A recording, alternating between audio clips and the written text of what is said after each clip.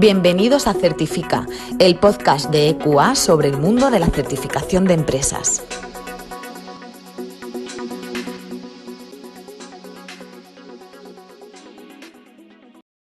Buenos días y bienvenidos a un nuevo episodio de Certifica, el podcast de EQA.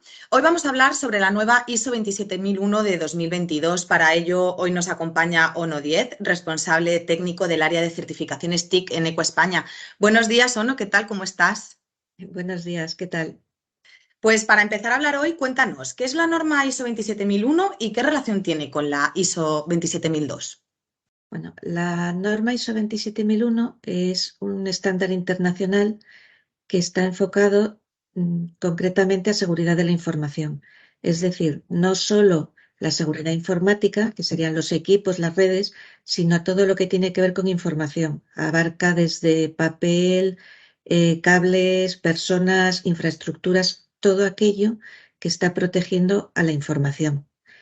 La 27002 sería una guía de buenas prácticas respecto a los requisitos que pone la 27001 en el anexo A. ¿O no? ¿Y por qué se actualizan las versiones de las normas? Bueno, en concreto en estas son normas totalmente TIC que tienen que ver pues con todo lo que es tecnología de la información y las comunicaciones, como el nombre indica.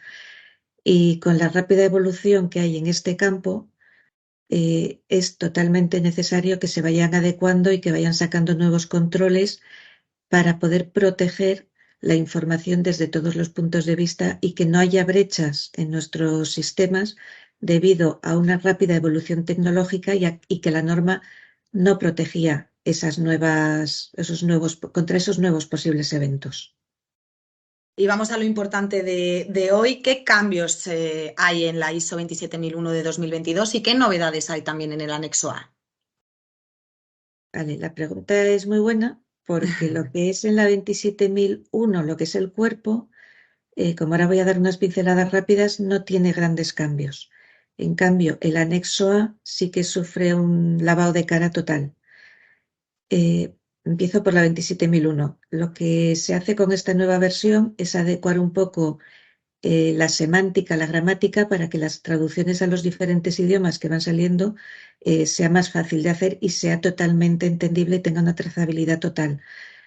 Por ejemplo, en algunos sitios cambia estándar internacional por documento, o sea que sería pues nada, simplemente un cambio de las palabras, y en otros lo que intenta es explicar un poco más en profundidad conceptos que ya había, pero que parecía que no estaban del todo claros.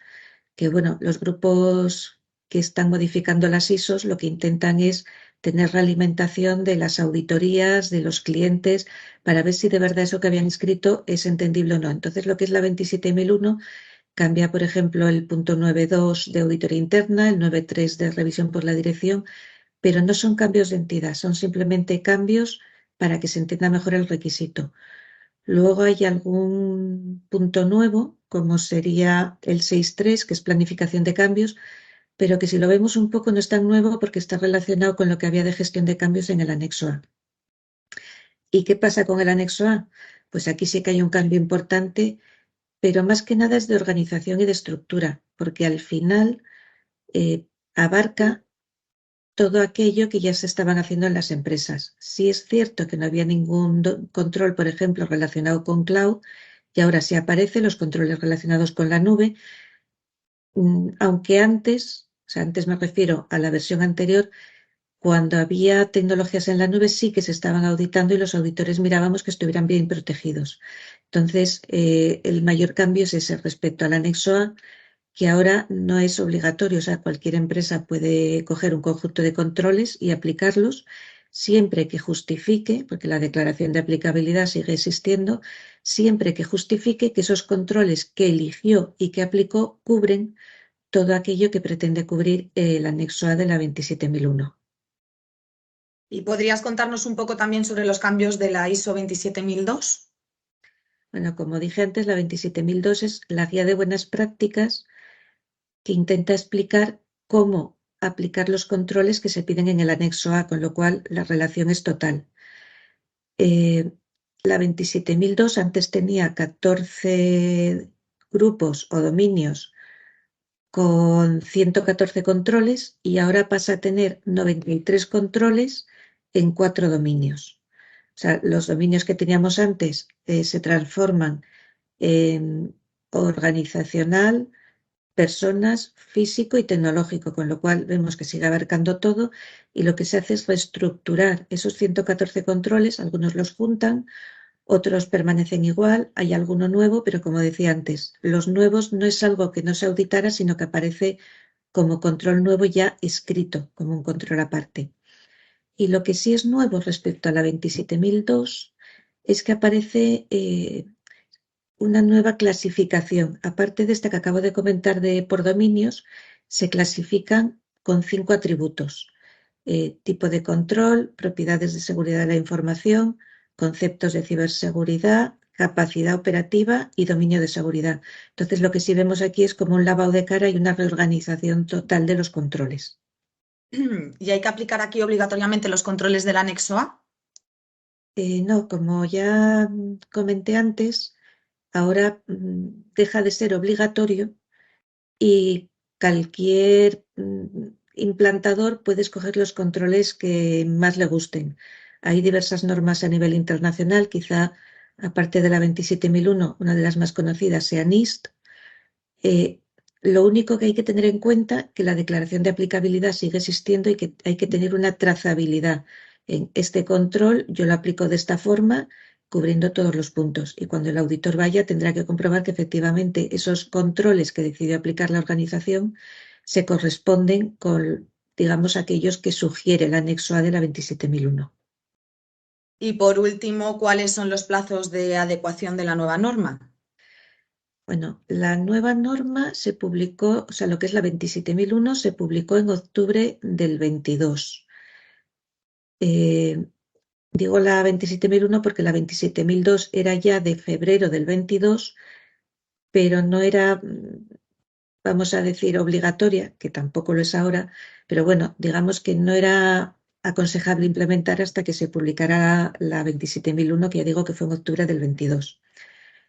En noviembre del año pasado, las entidades ya podían auditar según la nueva versión, siempre que tuvieran ya la ampliación de, digamos en nuestro caso aquí en España por ENAC, hay algunas certificadoras que trabajan con UCAS que tuvieran ya el permiso para auditar según esa norma. El plazo final para hacer auditorías iniciales o renovación será en abril del 24, es decir, 18 meses después de que entró en vigor la nueva norma. Esto quiere decir que todavía se podría hacer una inicial o una renovación según la 27001 del 17, pero a partir de abril del 24 solo se podrán hacer ya según la 27001, perdón, del 22. Los seguimientos se podrán seguir haciendo hasta octubre del 25, pero hay que tener en cuenta que en octubre del 25, es decir, 3 años después de entrar en vigor la norma, todos los certificados deben estar ya según la versión del 22. ¿Qué quiere decir esto? Que, hombre, hay un plazo todavía para adecuarse, no es obligatorio hacerlo ya en la siguiente auditoría que toque, pero sí es recomendable, sobre todo en iniciales y renovaciones, ya intentar abordar esa transición. Y en seguimientos, pues bueno, digamos que este año se podría, el año que viene también, pero ya aconsejable, totalmente aconsejable, que en el 24 se hicieran ya con la adecuación a la nueva norma. La transición, pues bueno, dependerá un poco de cada entidad de certificación, pero se podrá añadir algo de tiempo en función de la complejidad de la organización, como se hizo hasta ahora en cualquier otra norma. Y en el momento en que se haga la transición, sea seguimiento, renovación o inicial, el certificado ya se podría emitir respecto a la 27001 del 22. Pues muchas gracias, Ono, por participar en Certifica, el podcast de EQA. Y gracias también a todos los que nos estáis escuchando. Vamos a recordar que en eqa.es está disponible la programación de todos nuestros webinars gratuitos. Ya hemos tenido uno acerca de las novedades de ISO 27001 y probablemente haremos otro, una segunda edición sobre estas novedades. Recordamos también que en eqa.es están disponibles todos nuestros podcasts y estad atentos a todas nuestras novedades. Un saludo.